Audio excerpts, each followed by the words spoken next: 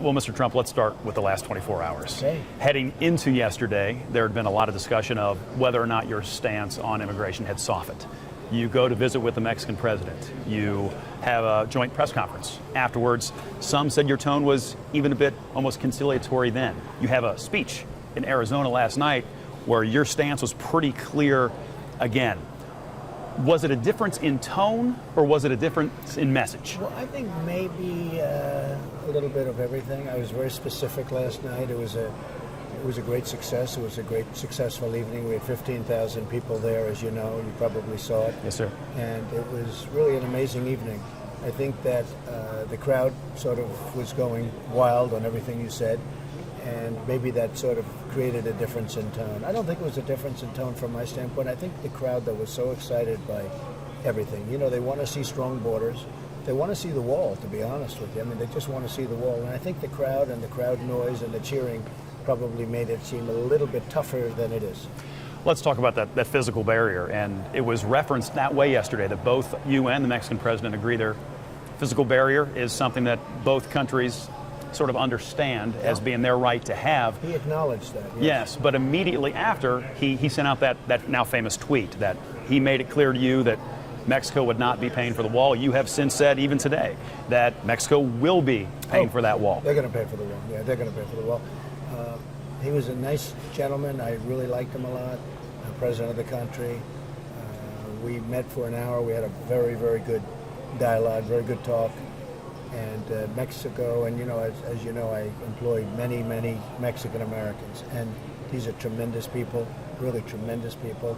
And I think we had a good, I guess you'd call it a news conference or whatever you might want to call it, but he gave a nice speech as to us and what we represent, and I likewise said some nice things about him. But yeah, I know I want Mexico to pay for the wall, and that'll happen eventually. Is there any way to know how you get from where we are now, should you be elected president, where there's absolutely we are not paying for the wall, to where you are saying yes, you are paying for the wall? How do you get from one to the other? This is just the start of a very tough, detailed negotiation. I mean, this is no different than any deal. It's a business. This is a business. This is, you know, he said, I'm not paying for the wall, and I say, you're paying for the wall, and we'll see what happens. I have great confidence in myself. We're doing really well in terms of the campaign. You know, you look at the crowds we have tremendous crowds, unbelievable crowds. Ohio is a special place. You know, I've worked here. Yes, sir. During the early part of my life, and I have so many friends in Ohio, so many great friends. Jack Nicklaus is just one of the great people of this world. You talk about a winning person. But I have so many friends in Ohio. It's just really wonderful to see how well we're doing. Yeah, and an important thing in Ohio right now, and really all across the country, opioid abuse, the heroin epidemic. One of the things you talk about with the wall is your fear that so much illegal activity, so much drug activity comes across that border. Yeah. With that wall, is that the only way the federal government can help with that situation, or are there other programs that can help as well? Well, it's such a great question, because one of the most important aspects of the wall is it's going to stop the drugs from pouring in. It's poisoning our country. Our youth is being poisoned. We're having heroin and all sorts of things that you've never even heard of are pouring in from our southern border. And, you know, I was endorsed by the Border Patrol agents. These are amazing people. They really understand the border better than anybody. And they endorsed me. And I asked them the question. I said, is it important to have the wall? They said, absolutely important, Mr. Trump. And especially when it comes from people pouring across and drugs pouring across. And we have to stop the drug trade. You know, you brought up the question. But the drugs pouring into this country, whether it's South Carolina, whether it's whether it's New Hampshire, every place I go, that's the first question I'm asked now is about drugs. It's just pouring in through the southern border. And the wall, plus allowing the Border Patrol agents to do their job, which they want to do, will absolutely stop it. Yeah, we had some 170 overdoses in Hamilton County, Ohio in 6 days. And, I think it's incredible. Yeah. I think it's incredible. I heard that. I'm here and I heard that. It's, and some people, I mean, they're losing 24, 30, 40 people a weekend in some cases on drugs. And it's coming from that part of the world. So we have to be very careful. We have to be very vigilant and tough.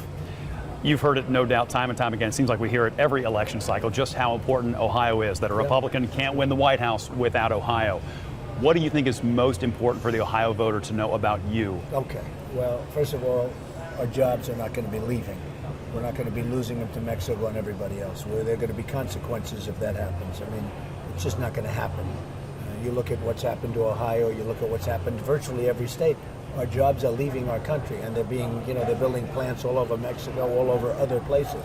Then you have the China with the dumping of the steel. You have, in your case, the miners and all of the problems that they have with the EPA. They're losing their jobs. They're all losing their jobs.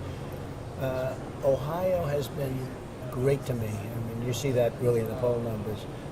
I understand Ohio. I love Ohio. I worked here when I was young. It probably had a big factor as to why I'm here now, because I had a great success in Ohio with my father. And having that early success is a very positive thing.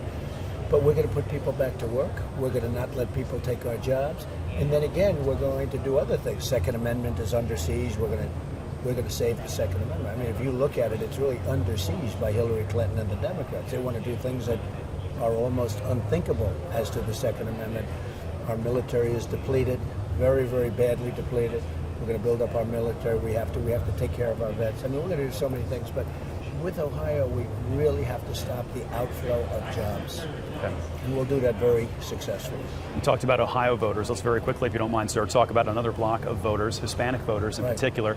With all the talk about the wall, do you worry about alienating Hispanic voters, and how important is that vote to you? I really don't. I've been doing well. You've been seeing the polling come in. Don't forget, you have many Hispanics that are here legally, and they don't want their jobs taken. They don't want their house taken away. They want to make a good wage. And I'm doing really well with the Hispanic voters because they get it. Very smart, and they really get it. But they don't want all of this taken away. They don't want to lose their jobs, frankly, to somebody that pours over the border and can take their job. So I've had very good numbers with the Hispanics. You've talked about the deportation task force and how your first goal will be to get what you describe sort of as the most dangerous, the criminal activity out. Have to do it First. Once those people are taken out, what you would deem as the most dangerous, is everyone who's here illegally, does everyone have to go? If it's 11 million, 5 million, 30 million, do they all go? Such a good question. We're going to stabilize the border. We're going to have the wall. We're going to stop the drugs. We're going to stop everybody from coming in. And we're going to stop the criminals from coming in. And we're going to get the criminals out day one. We know who they are. The local police know all of them. They know who they are. After everything is stabilized, which will take a period of time, yes, sir, then we're going to sit down with our people and we're going to determine what we're going to do with the people that have been here, that aren't criminals, that haven't been criminals, other than they came into the country, which some people say, and people say you understand. But we're going to sit down and we're going to make a determination at that time. Would you describe that as amnesty for those people? That's not amnesty. It's just we're going to make a determination as to what we do. But before we do anything, we want to stabilize the border. We want to get the gang lords out. You have gang members, you have heads of gangs, you have drug dealers, you have some bad people in this country that shouldn't be here. You have killers, you have a group of people that has to get out, and it has to get out immediately. And everybody agrees to that. After it's all stabilized, the border stabilized, we don't have people coming in illegally, we're going to make that decision. All right.